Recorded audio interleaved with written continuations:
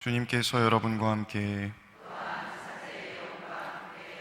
마테오가 전한 거룩한 복음입니다.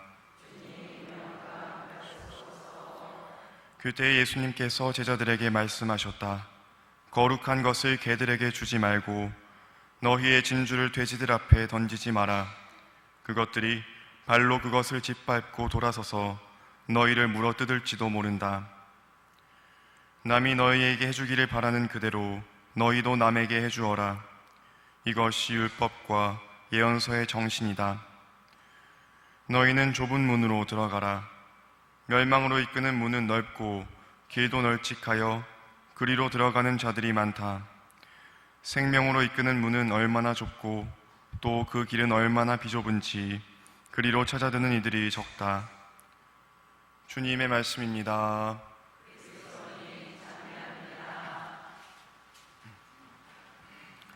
참 예수님, 오늘 복음에는 크게 세 가지 명령이 나옵니다.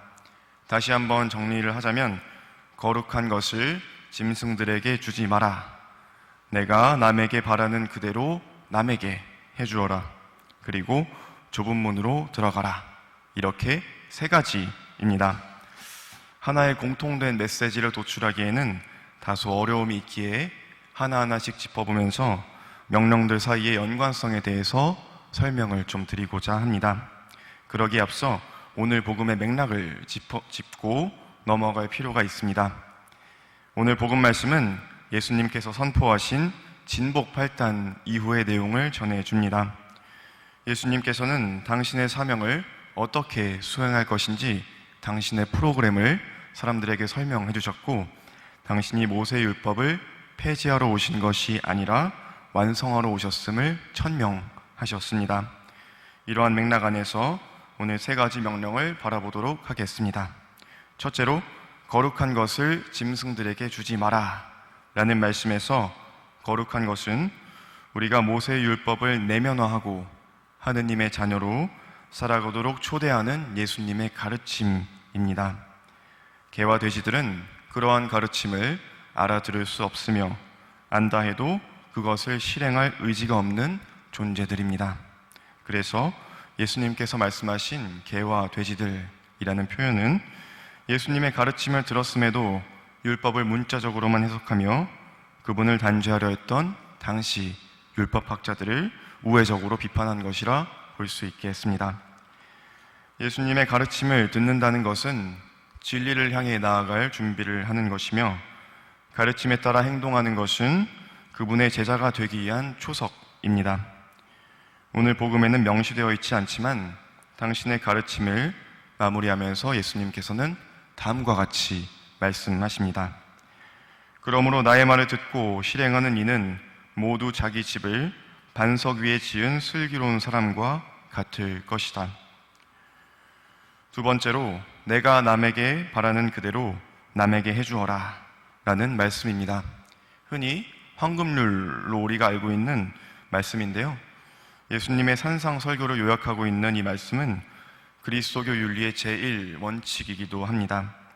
우리가 타인을 향해 마음을 열수록 그들 안에 있는 예수님의 얼굴을 발견할수록, 그래서 그들 안에 주님의 말씀이 뿌리낼 수 있도록 도와줄수록 자신과 예수님의 관계가 보다 선명해진다는 사실을 깨달을 수 있을 것입니다. 이것은 단지 타인에 대한 호의나 친교의 차원에 그치는 것이 아니라 하느님의 아드님께서 우리에게 제시하신 가르침 속에 담겨있던 가치를 체현하는 것입니다. 말하자면 그분이 보여주신 가치를 직접 삶으로 살아내는 것입니다. 때로는 자신의 행동이 진정으로 주님을 드러내는지 의문이 드실 때도 있겠지만, 이러한 과정 속에서 우리는 조금씩 예수님의 제자로 되어 갑니다. 마지막으로 좁은 문으로 들어가라는 말씀은 앞서 두 가지 명령을 지키며 사는 것이 얼마나 어려운지 알려주는 은유적인 표현이라고 할 수 있겠습니다. 세상의 논리와는 전혀 다른 가치를 안고 살아가는 그리스도인들이 짊어지게 될 운명은 십자가를 지고 가실 그리스도의 운명에서 파생됩니다. 이 말씀은 하느님의 진리가 단지 소수의 사람에게만 유보되어 있다는 것이 아닙니다. 들어가고자 하는 이는 누구든지 들어갈 수 있으나 아무나 그 문을 통과할 수는 없다는 말씀입니다. 누군가는 문턱에서 다시 발길을 돌릴 것이고 또 누군가는 그 길에서 좌절하고 포기할 것입니다. 하지만 여기 계신 여러분 모두는 그 문에 이미 들어와 있는 분들입니다. 이 길에서 우리는 어떻게 예수님의 가르침을 내면화하고 실천하며 주님께서 인간에게 맡기신 자유를 책임감 있게 행사하는지 배우게 됩니다. 결론적으로 오늘 3가지 명령은 당신의 제자가 되기 위한 예수님의 교육 지침으로 볼 수 있겠습니다. 쉽지 않은 명령이지만 우리가 할 수 없었다면 예수님께서는 말씀조차 하시지 않으셨을 것입니다.